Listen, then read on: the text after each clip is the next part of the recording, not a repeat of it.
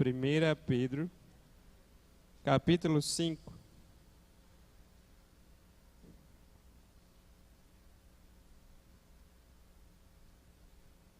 Nós vamos ler juntos o verso 10. 1 Pedro, capítulo 5, versículo 10.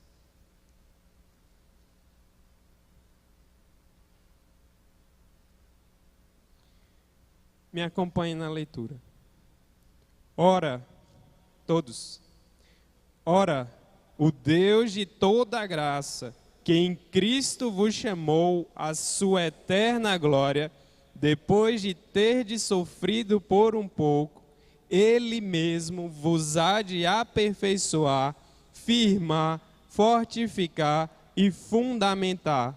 A Ele seja o domínio pelos séculos dos séculos. Amém. Podeis assentar? Nós vamos orar mais uma vez, pedindo ao Senhor graça para entendermos e aplicarmos o texto em nossas vidas. Oremos ao Senhor nesse instante. Ó Deus bendito, Pai amado, Deus de toda graça, nós te louvamos, Senhor. Nós, nesse instante, queremos suplicar ao Senhor, Deus, que fale conosco por meio da Tua palavra. Que o Senhor nos dê o entendimento, desvenda os nossos olhos, ó Deus, para que a contemplemos.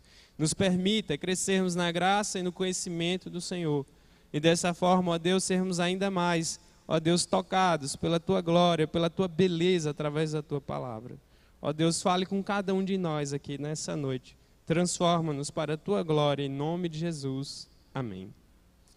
Nós estamos aqui já faz algum tempo que tenho pregado na primeira epístola de Pedro. E acredito eu que desde o capítulo 1, compartilhei aqui em Itaguaçu, nós já encerramos todos os versículos dessa preciosíssima carta. E hoje nós vamos meditar aí no verso 10 do capítulo 5. Obviamente que eu vou falar um pouco do contexto da carta. É uma carta que foi escrita para irmãos que estavam em perseguição, muito provavelmente escrita em Roma, a quem Pedro vai chamar de Babilônia. Logo aí no finalzinho, no verso 13, ele diz: aquele que se encontra em Babilônia, também eleitos vos saúda e tal, como igualmente meu filho Marcos. Babilônia é um codinome para Roma, né? Pedro estava em Roma, muito provavelmente já sofria as ameaças das perseguições, imperadores tiranos, um deles Nero, e vários irmãos foram duramente perseguidos, inclusive o próprio Pedro vai ser martirizado e morto, mais ou menos na década de 60 depois de Cristo. Então, ele aqui nesse instante está aqui exortando os irmãos, trazendo palavras de ânimo, lembrando aos irmãos da graça de Deus, da herança que eles têm, do privilégio que é sofrer por Cristo, da obrigação de vivermos vidas santas e vivermos como peregrinos e forasteiros nesse mundo. Todo crente é um estranho nesse mundo caído. Todo crente é um ser que vive pela graça o tempo todo. E aí, nesse verso 10 do último capítulo da carta, Pedro, habilmente inspirado pelo Espírito Santo de Deus, vai resumir os principais assuntos que ele tratou durante esses 5 capítulos. E nós vamos meditar neles nessa noite.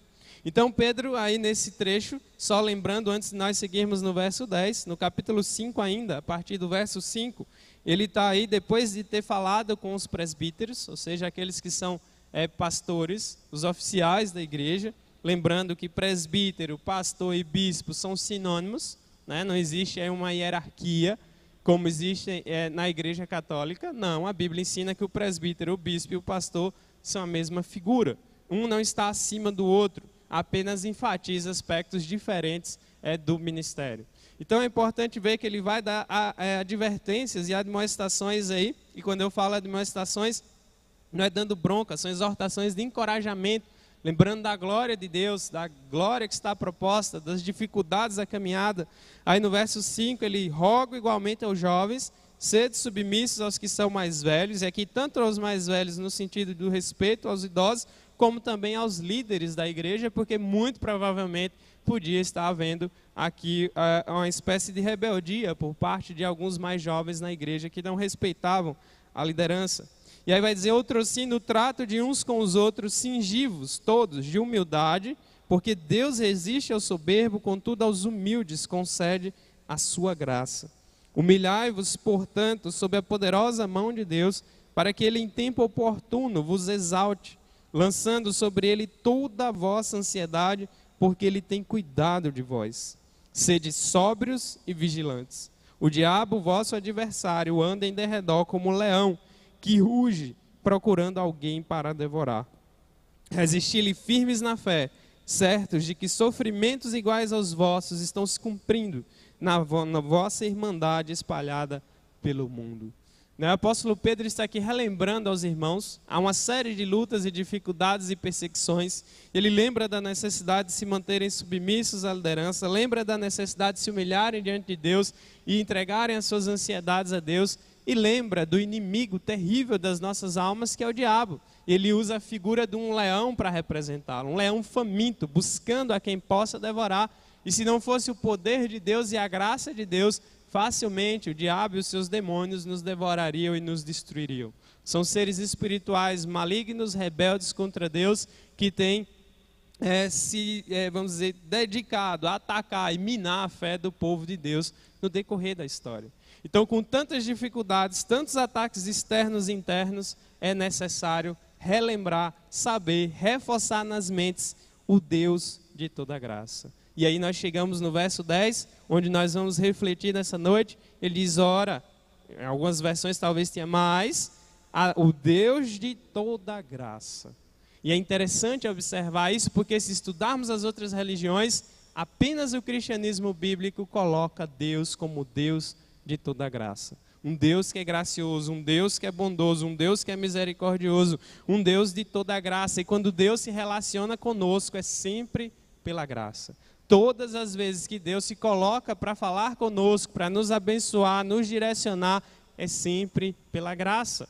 E é tremendo isso, e é fantástico como Pedro usa essa figura do Deus de toda graça para lembrar os irmãos que estão em dificuldade desse Deus maravilhoso. E há vários dos atributos de Deus, há várias maneiras como poderíamos nos dirigir a Deus, nos referir a Ele, mostrar quem Ele é, mas Pedro, nesse instante aqui, resolve reforçar o Deus de toda graça. Tudo aquilo que vem de Deus. E na sua carta, no capítulo 1, Pedro ainda trata do tema. Capítulo 1, verso 10, Pedro vai lá dizendo para nós, aí na mesma carta, foi a respeito desta salvação que os profetas indagaram e inquiriram, os quais profetizaram acerca da graça a vós outros destinada. Pedro está lembrando dos irmãos, desde o Antigo Testamento, essa graça, essa salvação já haviam sido profetizadas, já haviam sido anunciadas. A Bíblia se centraliza em Jesus Cristo, de maneira que quem viveu no Antigo Testamento foi salvo, aguardando o Messias prometido que viria. Todos aqueles sacrifícios que nós vemos ali, todos aqueles rituais, tudo aquilo era sombra de Cristo, tudo aquilo apontava para Cristo. Os profetas falaram do momento que Cristo viria. Os salmos ansiavam e mostravam o desejo da alma do povo de Israel pelo seu Messias prometido, pelo libertador. E toda a Escritura se centraliza nele. E aí a gente chega no Novo Testamento, na plenitude dos tempos, aquele que nascido de mulher, como diz o apóstolo Paulo, surge na história para salvar pecadores como nós e direciona a sua igreja. E aí Pedro está aqui lembrando que foi essa salvação preciosa, porque no início da sua carta ele relembra aos irmãos, é uma herança maravilhosa, uma herança indestrutível, pura, não pode morrer, ela é uma viva esperança, sem mácula, reservada nos céus. Ou seja, esse mundo aqui é cheio de miséria, mas há uma glória que nos aguarda, uma esperança que nos mantém, e ela é viva. Ela não é ideia comum, não é ideia qualquer, não é filosofia humana, não é religião nova, mas é a revelação maravilhosa de um Deus criador que infinito amor e graça resolveu entregar o seu único filho para que nós pudéssemos nos tornar filhos de Deus. Então, Pedro está reforçando lá no final, no verso 13 ainda do capítulo 1, ele diz para nós, por isso, cingindo o vosso entendimento, sede sóbrios, esperar inteiramente na graça que vos está sendo trazida na revelação de Jesus Cristo. Graça, maravilhosa graça. Quantos hinos, quantas poesias escritas para exaltar a graça maravilhosa do Deus de toda graça. E um dos mais especiais, sem dúvida, é um dos hinos mais tocados no mundo. É o Amazing Grace, que seria maravilhosa graça. É um hino escrito por John Newton. E quem não sabe a história dele, eu gosto muito de lembrar, eu gosto muito de ler sobre ele, porque é uma figura tremenda. Se você ler a história dele, é bem comovente. Ele nasce em momentos de muita tribulação. Sua mãe o instruiu na palavra quando ele era criança, até os 6 anos de idade. Ela morre cedo, acometida de tuberculose. E John Newton ali vai viver com seu pai casa com a madrasta, vai ter outro filho e ele vai ficar de escanteio. E aí o resultado é que John Newton vai se misturar e vai ter maus exemplos, vai com seu pai durante as viagens de navio e em meio aos marinheiros ele aprende a xingar palavras de blasfêmia e se torna um homem beberrão, farrista, que não está nem aí para Deus.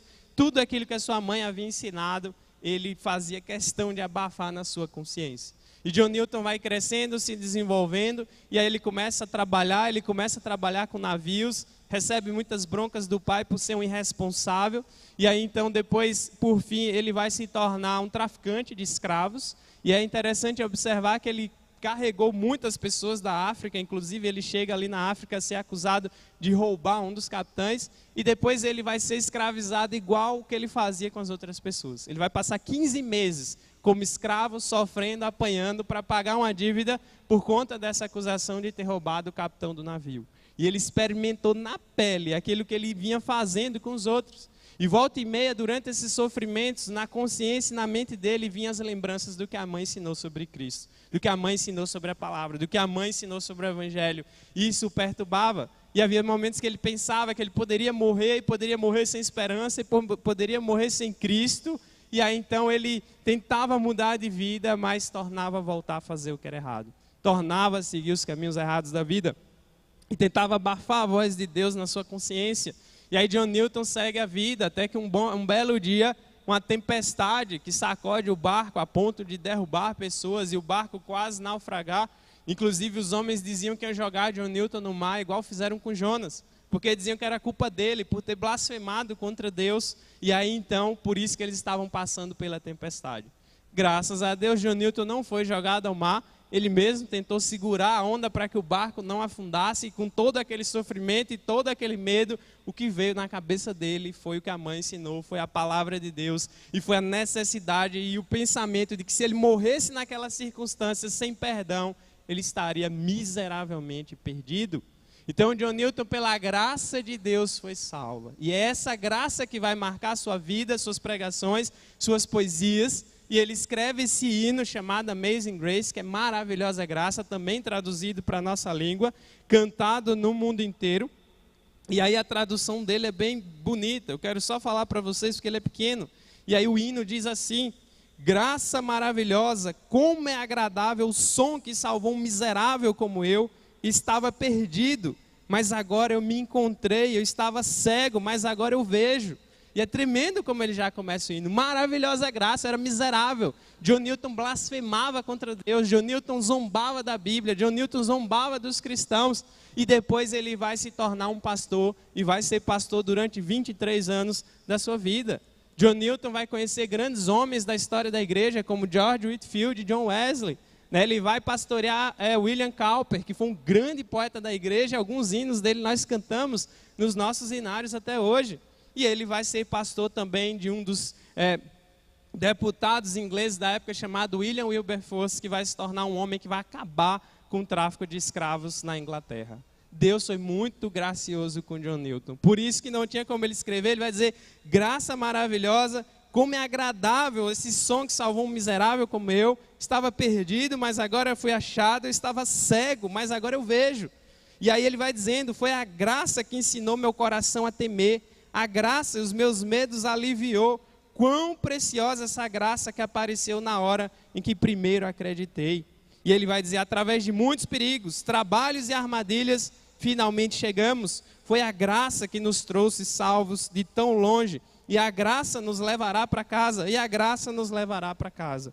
E aí ele termina o hino dizendo: graça maravilhosa, como é agradável o som que salvou um miserável como eu. Estava perdido, mas agora me encontrei. Estava cego, mas agora eu vejo. E é tremenda a história de vida dele, porque ele já morre idoso, a sua mente começa a falhar. E aí então tem uma frase dele que ficou imortalizada, que ele dizia assim: olha, a minha mente está falhando, a minha mente já não está boa, mas de duas coisas eu me lembro muito bem. Eu sou um grande pecador, mas Cristo é um grande Salvador. São as frases finais da vida desse homem de Deus, teimoso, cuja graça o alcançou poderosamente. Ele deixou para nós, além de alguns dos seus escritos, esse hino maravilhoso que lembra dessa maravilhosa graça. E aí quando nós olhamos o Deus de toda graça, vem na memória esse Deus grandioso que desde o Antigo Testamento escolheu, começou por um homem, Abraão, abençoa todas as famílias da terra, escolhe um povo que era escravo, miserável, completamente perdidos e sem rota. Ele transforma aquele povo na nação que é o povo de Israel, e por meio daquele povo rebelde que deu tanto trabalho e se rebelou tantas vezes contra Deus, ele vai levantar e vai nascer o Messias prometido, o Senhor Jesus Cristo, aquele que havia de ser anunciado, o nosso Salvador, vamos dizer, a cereja do bolo da graça de Deus. É o que ele fez em Cristo, e faz em Cristo, e pode fazer em Cristo até hoje. Por isso o Evangelho é tão maravilhoso, e é sempre pela graça, porque nós éramos pecadores, perdidos, miseráveis, como John Newton vai falar, mas a graça nos alcançou, e ela é poderosa, e é Deus fazendo algo que nós não merecemos. E a graça, muitos vão dizer, se eu perguntar o que é graça é favor imerecido, mas ela ainda é mais profunda do que isso. A graça é o maior de todos os presentes sendo dado ao pior de todos os pecadores, ou aquele que merece o maior castigo. É Deus salvando, é Deus nos amando primeiro, é Deus nos buscando. Como nós vimos no John Newton, eu era cego, e agora eu posso ver. O homem sem Deus está morto, o homem sem Deus está perdido, o homem é necessitado da graça, mas está tão miseravelmente afundado que ele não vê o seu estado, ele não vê a sua necessidade, ele não vê que precisa de Deus, ele não vê que está perdido. Não dá para enxergar a menos que Deus abra os olhos. Não dá para enxergar a menos que a palavra seja pregada e o Evangelho seja com fidelidade anunciado a todas as pessoas possíveis. É a graça de Deus, essa graça maravilhosa, essa graça grandiosa. E aí Pedro caracteriza muito bem o Deus de toda graça. Esse Deus maravilhoso. Ainda no capítulo 4, verso 10, falando da graça na sua carta, Pedro ainda diz assim: servir uns aos outros, versículo 10, capítulo 4, cada um conforme o dom que recebeu, como bons dispenseiros da multiforme graça de Deus. Ou seja, Deus distribui os dons, Deus capacita a igreja, Deus coloca cada um na sua função para glorificá-lo, e nós somos colocados como dispenseiros da sua multiforme graça. Deus coordena tudo, ninguém merece nada dele, ele dá porque ele é bom. E eis a diferença entre o Deus verdadeiro e os falsos deuses criados pelas religiões humanas. O Deus verdadeiro age pela graça. O Deus verdadeiro é o Deus de toda a graça. O Deus verdadeiro é aquele que se rebaixa e se humilha para trazer o homem de volta para ele de maneira grandiosa. E nós viramos as costas para isso, viramos as costas para Deus, não damos ouvidos. E muitas vezes, muitos de nós aqui já foram zombadores do Evangelho e da palavra, como John Newton foi. Mas a graça ainda o alcançou, o laçou, o agarrou, o trouxe para Deus e mostrou quem ele era e a necessidade grandiosa que ele tinha do seu Salvador. E todos nós somos assim. Então você não vai conseguir ver o tanto que você é ruim enquanto a luz de Cristo não iluminar as trevas do seu coração. Você não vai perceber que está morto enquanto Deus não te ressuscitar poderosamente, enquanto Ele não tirar as vendas dos seus olhos para que perceba a glória do Senhor. Esse Deus de toda graça. É por isso que nós crentes devemos todos os dias nos lembrar a razão pela qual nós existimos. E todos aqui só estão vivos agora por causa da graça de Deus. Só levantaram hoje por causa da graça de Deus. Só estão aqui na igreja ouvindo a palavra, e eu estou aqui pregando a palavra por causa da graça de Deus. Se não fosse ela, nós já teríamos perecido há muito tempo. Se não fosse ela, talvez já estaríamos condenados, perdidos, sem esperança, mortos e sem Cristo.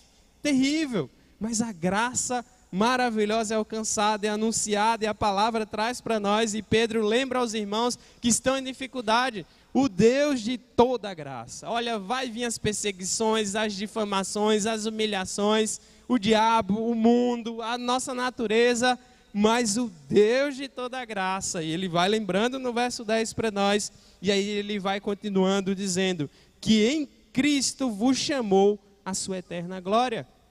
Em Cristo.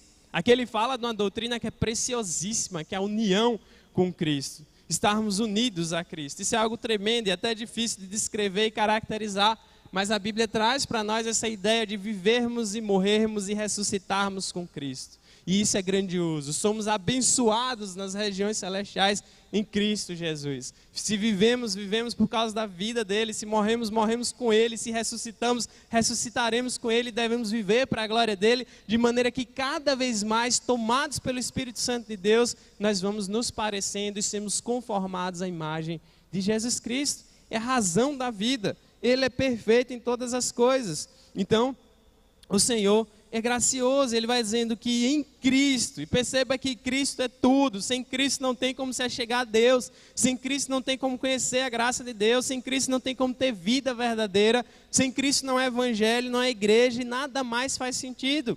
Por isso que você vai ver os apóstolos nas suas pregações, nas suas cartas o tempo todo e em tudo, enaltecendo, centralizando, glorificando Cristo, essa graça maravilhosa, esse Deus maravilhoso alcançou vocês, mas chamou vocês em Cristo. Vocês só são aceitos por Ele se estiverem em Cristo. Vocês só serão salvos se se arrependerem e crerem em Cristo. E somente Cristo tem o poder para nos salvar. Ele é o Messias prometido. E aqui vai dizendo, olha, Ele vos chamou. E esse chamado aqui não é só dizer, ei, fulano, vem cá. Mas é um chamado mais profundo. É um chamado que é irresistível, é um chamado tão poderoso que não tem como o homem dizer não. Quando somos convencidos de quem Ele é, da sua glória, do seu poder, do seu perdão, do seu amor, da sua graça, nós atendemos a esse chamado. E aí Pedro está lembrando, olha, o Deus de toda graça, que em Cristo chamou vocês, vocês foram eleitos. E aí na carta ele vai falar várias vezes. Capítulo 1, verso 15, que a gente não leu, diz assim: pelo contrário, segundo é santo aquele que vos chamou, tornai-vos santos também vós mesmos em todo o vosso procedimento. Uma das razões do nosso chamado é para sermos santos, para vivermos para a glória de Deus.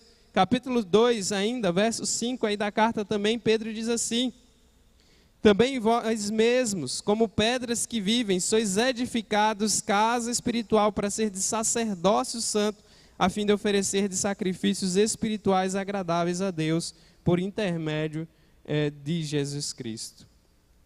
E aí o verso 5, na verdade, é esse que eu li agora.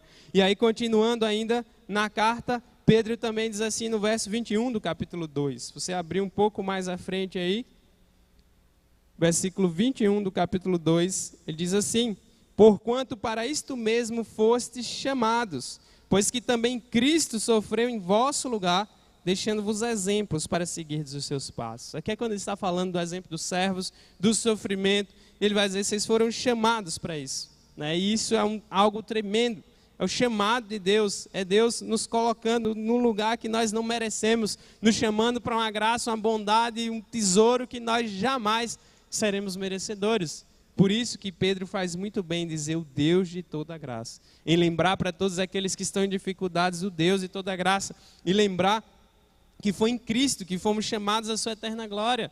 Antes da glória vem o sofrimento. A Bíblia é clara em dizer, antes de Cristo assentar-se à direita de Deus Pai, retornando essa glória maravilhosa, Ele passa pela humilhação. Ele passa também pela cruz. Passa por momentos terríveis, ressuscita e aí se assenta à direita de Deus, onde tem toda a majestade.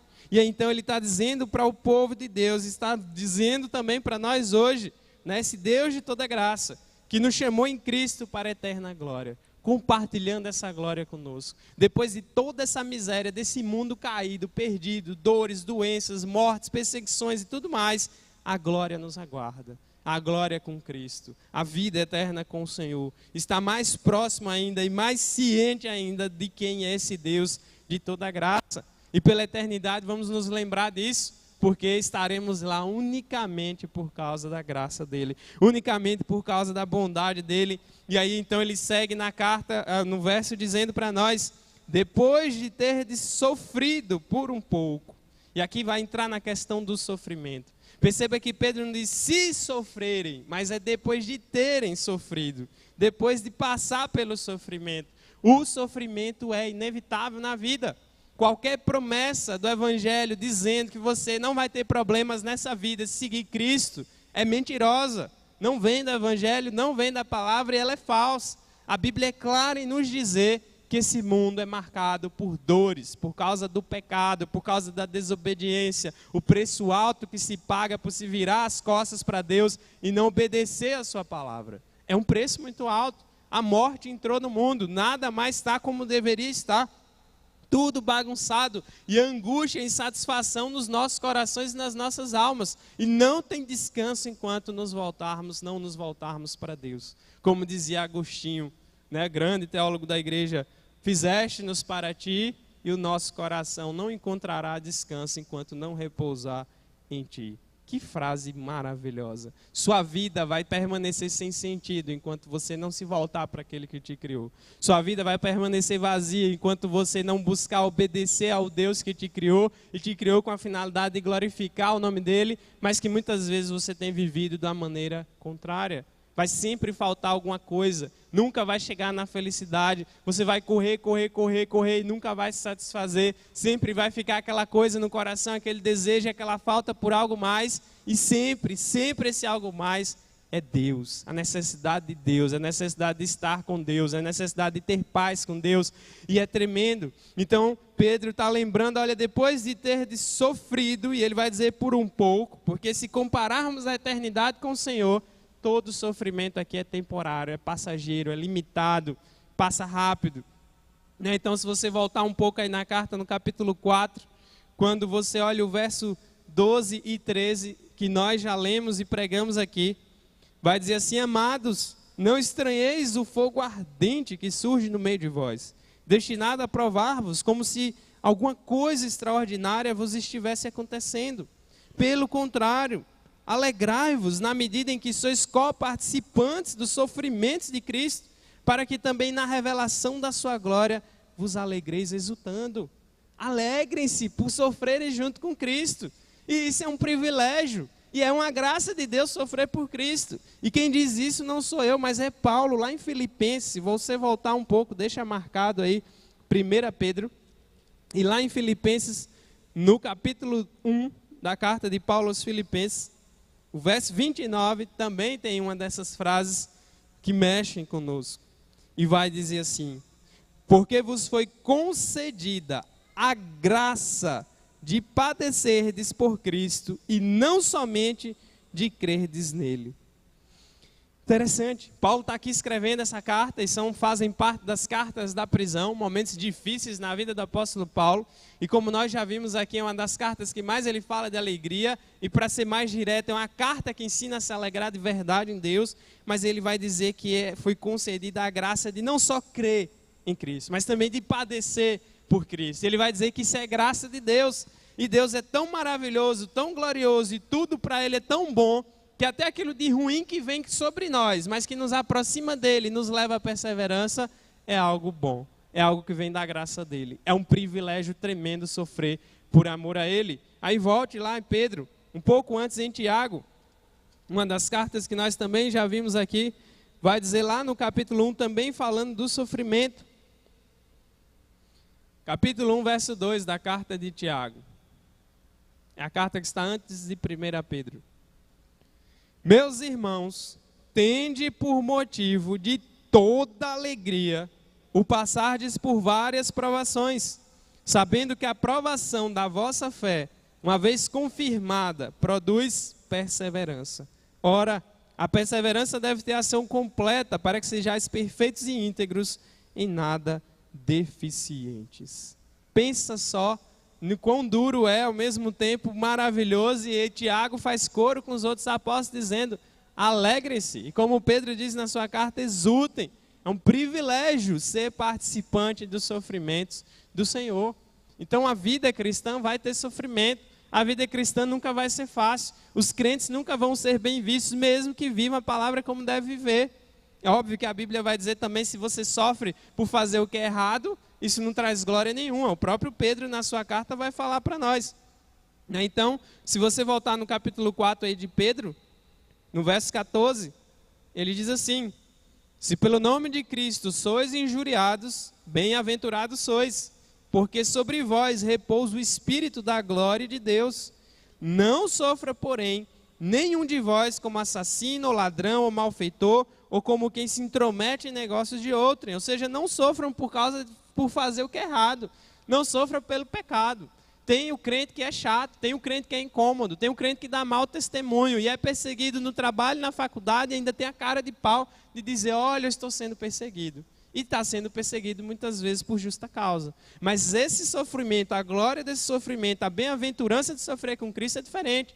É o sofrimento que vem por ser fiel a Deus, por temer o Evangelho e por sofrer com Cristo. Esse é totalmente diferente. E a carta de Pedro descreve, nós somos difamados muitas vezes, e isso vai acontecer várias vezes. Se você olhar o capítulo 2 de Pedro, onde a gente está, vai dizer, no capítulo 2, verso 11, amados, exorto-vos como peregrinos e forasteiros que sois. Vocês não são daqui, estão aqui, pertencem ao Senhor.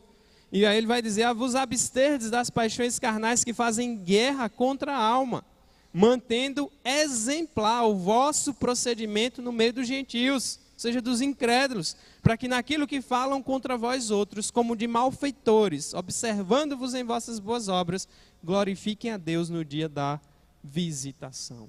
Boas obras não salvam ninguém, elas devem ser consequências de um coração transformado. Nunca esqueça disso. O Deus de toda graça, e quando fala de graça, Ele salva porque Ele quer, não porque nós merecemos. Você pode alimentar todos os pobres do mundo, você pode ser o melhor cidadão, você pode ser o melhor pai de família, você pode ser a melhor mãe de família, mas se você não se arrepender e não crer e não entregar a sua vida a Cristo, está perdido. Por isso que o Evangelho é escandaloso e mexe, porque os homens gostam de autoajuda. Os homens gostam de palavras vazias. Os homens gostam de um tapinha nas costas para dizer, muito bem, bem feito, você é bonito, você é legal, você é inteligente, você faz correto, você merece. Não, não merecemos nada nessa vida. Tudo que temos é graça de Deus. Graça pura. Se estamos vivos, se temos o que comer, se temos o que vestir, se estamos aqui hoje, é graça. Não é porque você mereceu, é porque Deus é bom. Não é porque você é bom, é porque Ele é infinitamente bom. E é por isso que o salmista vai várias vezes repetir, porque Ele é bom e as suas misericórdias duram para sempre. Então, olhando para a palavra aí voltando em 1 Pedro 5,10, né, o Deus de toda graça, que em Cristo chamou, esse chamado vem por meio de Cristo, a salvação é por meio de Cristo. Ele não chama a gente individualmente por merecimento, não. Você e eu só podemos ser aceitos por Deus se estivermos em Cristo. Ai daquele que no grande dia do Senhor estivesse em Cristo. Ai daquele que morrer e partir daqui sem Cristo. É terrível. A Bíblia vai dizer que horrível coisa é cair nas mãos do Deus vivo. A pior coisa que pode acontecer ao homem não é uma doença terrível, né? Não é perder todos os seus bens, não é perder a família, é não ter Deus. O pior problema do homem é não estar em paz com Deus. Talvez você ache que o pior problema que você tem é um filho que dá trabalho, é um marido que dá trabalho, é uma esposa que dá trabalho. Talvez você ache que o maior problema que você tem possa ser desemprego, ou problemas no trabalho, ou dificuldades na faculdade. Enfim, o que não faltam para nós são dificuldades. Mas o pior problema que o homem tem é o pecado. É não estar em paz com Deus, é estar em rebeldia contra Deus, é não obedecer a palavra de Deus, e por sermos todos pecadores, o único meio de nos voltarmos para Deus é por meio de Cristo. Nada que façamos vai adiantar. Toda a religiosidade humana, ela não serve para nada se ela não for direcionada por meio de Jesus Cristo. Não adianta nada. Pode ser o ritual que for, pode ser a superstição que for, pode ser o religioso que for, o líder religioso que for, a igreja que for, se não for por meio de Cristo, permanece perdido. Por isso que precisa de um Deus de toda a graça. Por isso que precisa de um Deus de infinitas misericórdias, porque senão nós não somos capazes de nos voltar para Ele. Por isso que a palavra tem que ser pregada, por isso que o Evangelho incomoda, e por isso que essas verdades não são bem aceitas e não serão pelo homem pecador. Então ainda dá tempo da gente abrir lá em Romanos. Deixa Pedro marcado, abra lá em Romanos.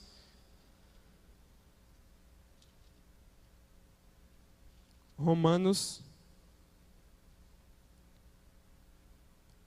capítulo 3, versículo 23. Diz assim a palavra do Senhor: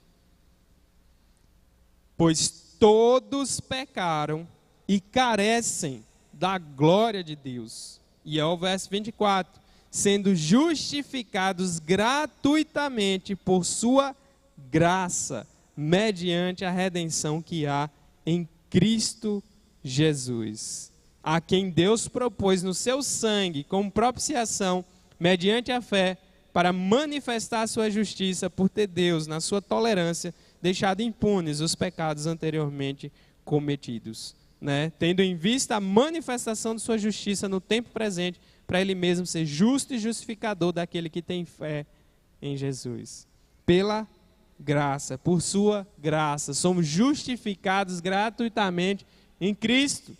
Todos pecaram, carecem da glória de Deus. Então todos nós somos descendentes de Adão e Eva, e desde Adão e Eva para cá, só nasceram pecadores. O único homem que nasceu depois desse período, que nunca pecou, Jesus Cristo. O único. Foi tentado em todas as coisas, mas não pecou em nada. Jesus Cristo não falhou em nenhum detalhe, nenhum momento da sua vida. E fez tudo de maneira perfeita para que pudéssemos ser justificados diante de Deus. A justiça dele é colocada sobre nós. Por isso que se chama de justificação. Né? Você está com uma dívida com Deus impagável.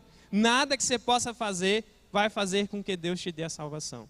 Se você quer ganhar a salvação por suas próprias forças, tente cumprir a lei de Deus, aí você consegue. E eu desafio, ninguém aqui é capaz de conseguir, porque somos pecadores. E pela lei, a lei nos acusa o tempo todo. Lá você tem os mandamentos, vá lá, olha os mandamentos, analisa, estude cada um deles. Se você quer se salvar sozinho, cumpra todos eles perfeitamente, e aí você consegue. Mas ninguém vai conseguir. A Bíblia é clara em dizer, e a lei vai mostrar que nós estamos miseravelmente perdidos. Né? Primeiro, já começa... né, honrando a Deus acima de todas as coisas, amando a Deus acima de todas as coisas. Quantas coisas nós colocamos acima de Deus? Quantas coisas e pessoas nós amamos mais do que Deus? Né? Amar nosso próximo como a nós mesmos. Quantas vezes nós amamos mais a nós mesmos do que o nosso próximo? O próximo, não estou nem aí, é problema dele. Esses são os dois principais mandamentos que Jesus resume, e só nesses dois nós já quebramos tudo, e aí já fica bem claro que diante da lei de Deus nós somos culpados. E se for estudar e aprofundar, nós somos mais culpados ainda. E se você estudar a lei e olhar para a sua vida, você vai chegar em um lugar, no desespero. Você vai ver que você está miseravelmente perdido. Mas aí é que vem a graça, aí é que vem o Deus de toda a graça, em Cristo Jesus, nos chamando para Ele, para que possamos compartilhar da sua glória.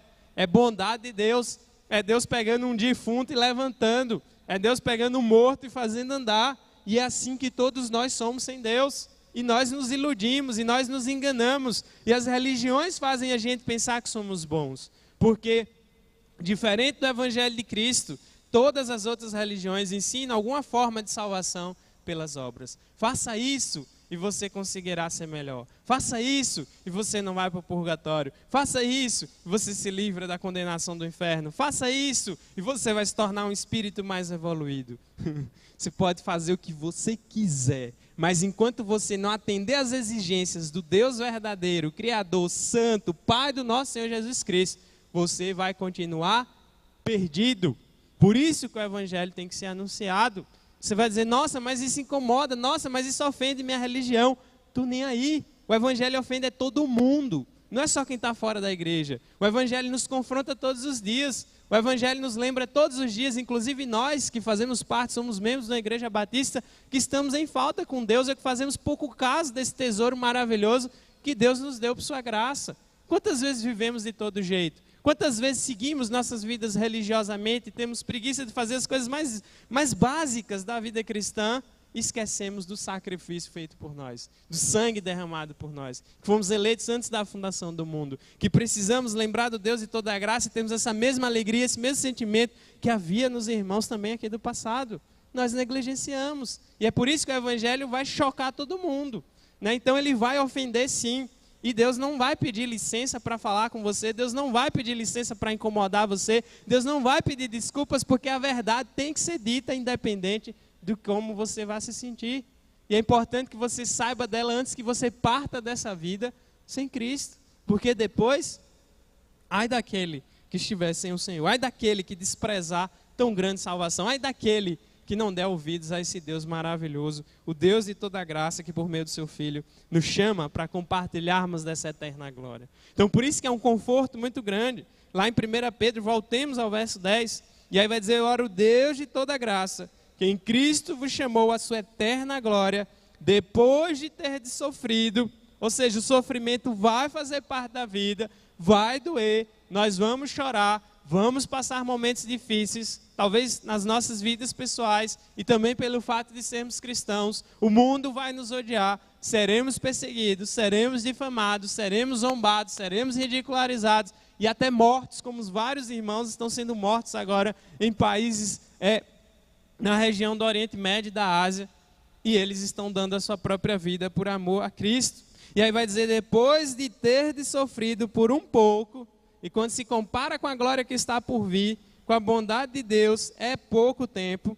Aí ele vai dizer para nós: por um pouco, Ele mesmo, o Senhor, vos há, e aqui é uma promessa de Deus, são promessas maravilhosas de Deus, né? Ele mesmo vos há de aperfeiçoar, firmar, fortificar e fundamentar.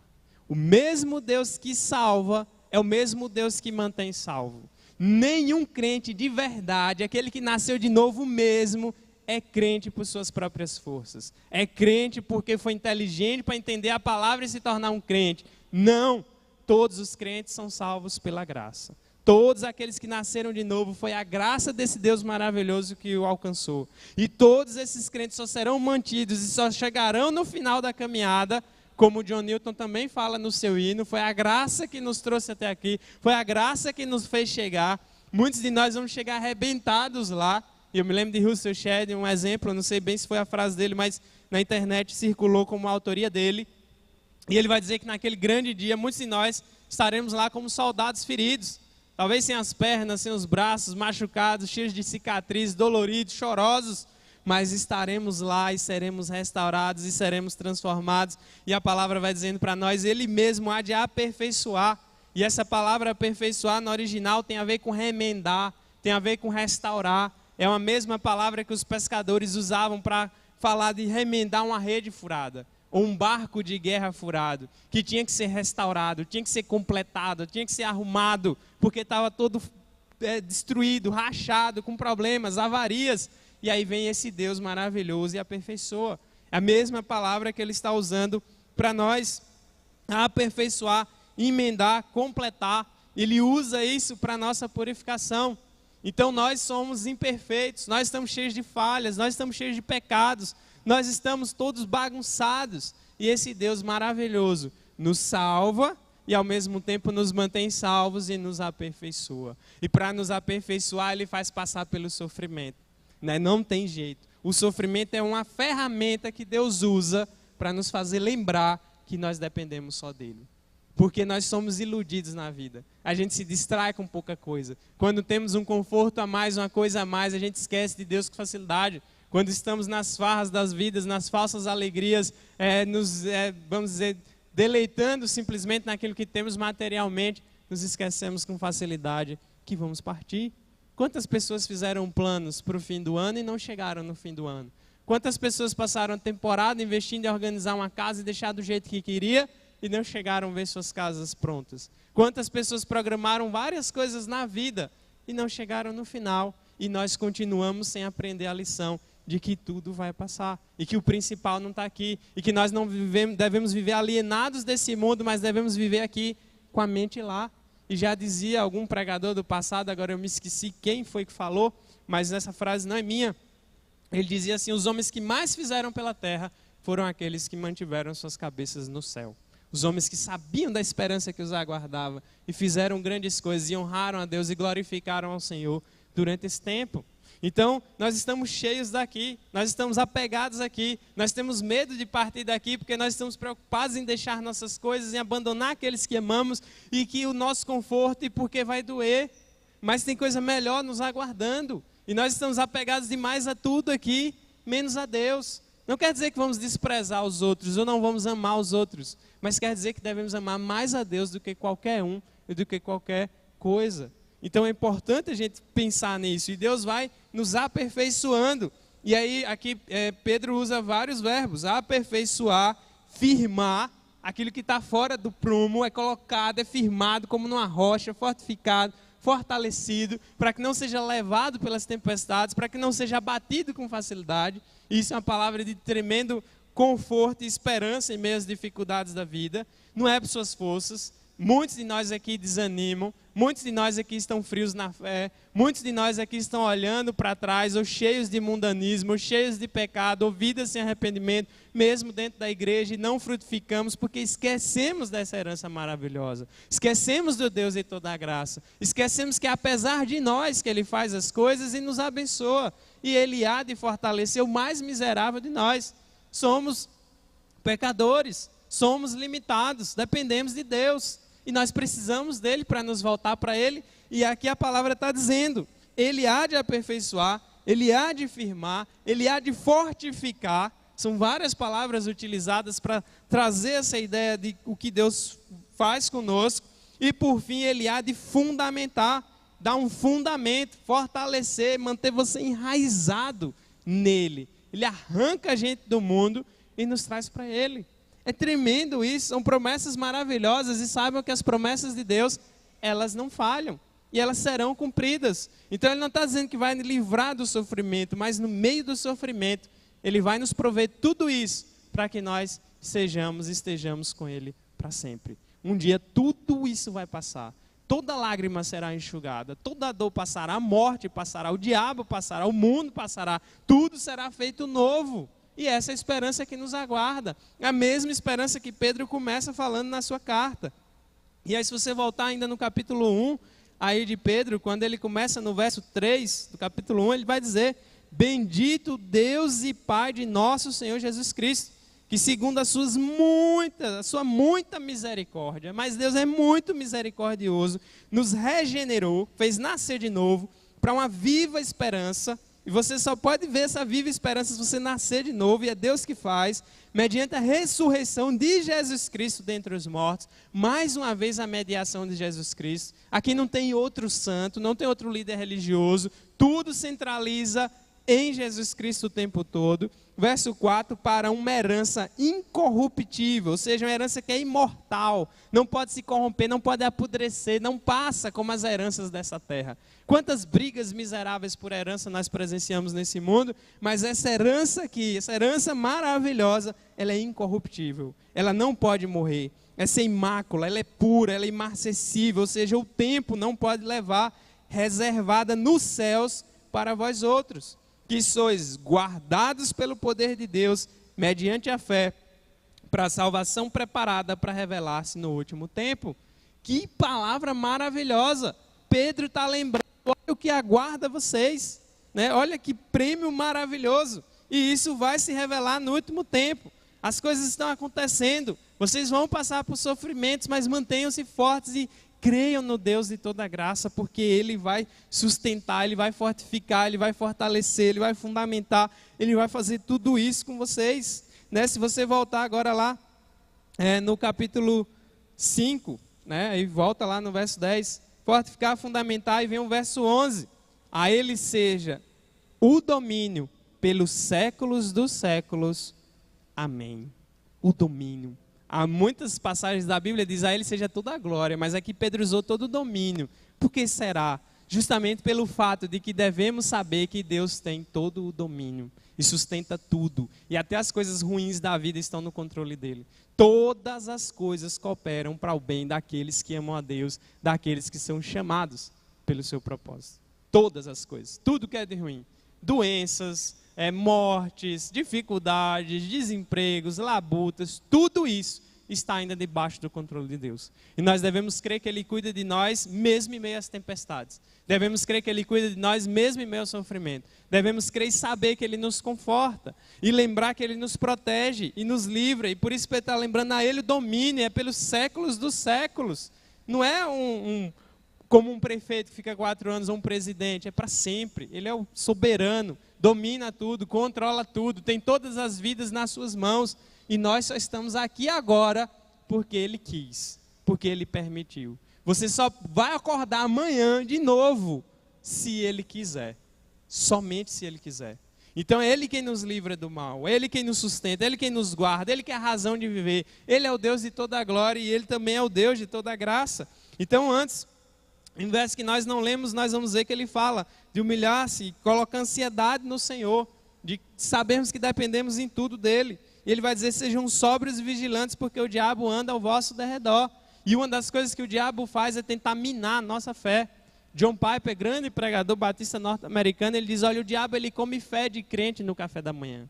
Ele já acorda, é óbvio que isso é uma ilustração, ele já acorda pensando em destruir a fé de um cristão. Em te fazer deixar de olhar para o Deus de toda a graça, em te fazer blasfemar contra Deus na hora do sofrimento, te fazer esquecer de Deus na hora que as coisas estão ruins, e saibam que esse Deus é quem vai nos proteger e nos livrar de tudo isso. E aí só para a gente finalizar, no capítulo 2, versos 9 e 10, quando fala do povo de Deus, ele mostra para nós o destino daqueles que creem no Senhor, que creem no Deus de toda graça, foram chamados por meio de Jesus Cristo para essa glória. E os versos 9 e 10 do capítulo 2, Pedro diz assim, vós, porém, sois raça eleita, sacerdócio real, nação santa, povo de propriedade exclusiva de Deus, a fim de proclamardes as virtudes daquele que vos chamou das trevas para a sua maravilhosa luz. Mais uma vez, a graça de Deus.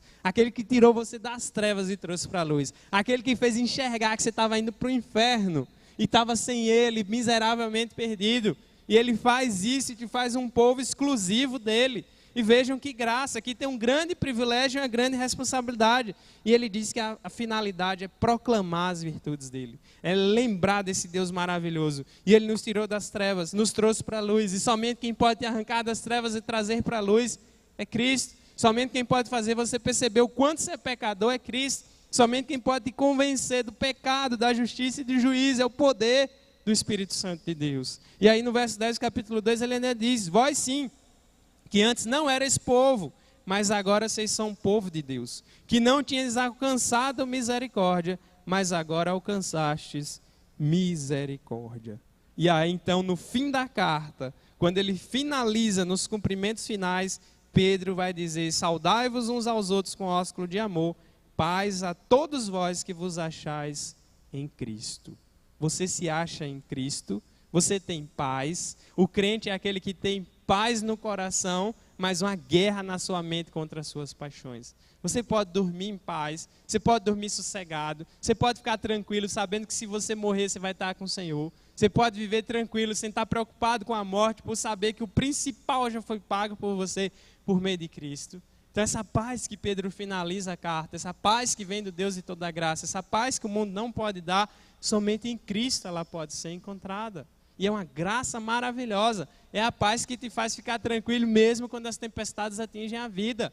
É a paz que traz alegria mesmo quando há vontade enorme de chorar. É a paz que traz alegria mesmo quando tudo está desmoronando ao redor. Mas você sabe que vai passar e que as promessas de Deus se cumprem porque Ele é verdadeiro em tudo que faz e tudo que é. Então, a Deus seja louvado. Reflita na verdade do Evangelho.